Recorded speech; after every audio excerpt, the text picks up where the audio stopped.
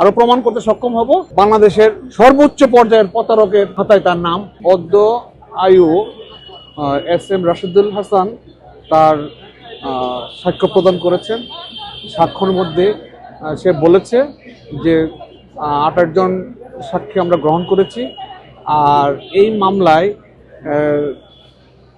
তার মা রেহানা 4টা প্লট দিয়েছে তাকে গুলশানে, আর দুইটা দিয়েছে মেজর জেনারেল তারেক সিদ্দিকী 6টা ফ্ল্যাট। আর কোনাবাড়িতে তার মার নামে 160 কাঠা জায়গা আছে।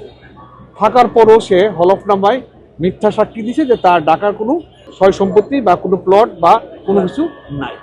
সেই মর্মে আয়ুব সাহেব তার যতগুলা ফলস ফেব্রিকেট কাগজপত্র আছে সবগুলোই জব্দ করে আজকে উপস্থাপন করেছে, এবং উপস্থাপনের মাধ্যমে আমরা মামলা তার বিরুদ্ধে সম্পূর্ণরূপে প্রমাণ করতে সক্ষম হয়েছি।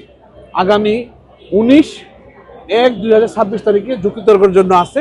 ইনশাল্লাহ আমরা ওই তারিখে আরো প্রমাণ করতে সক্ষম হব যে সে একজন বাংলাদেশের সর্বোচ্চ পর্যায়ের প্রতারকের খাতায় তার নাম।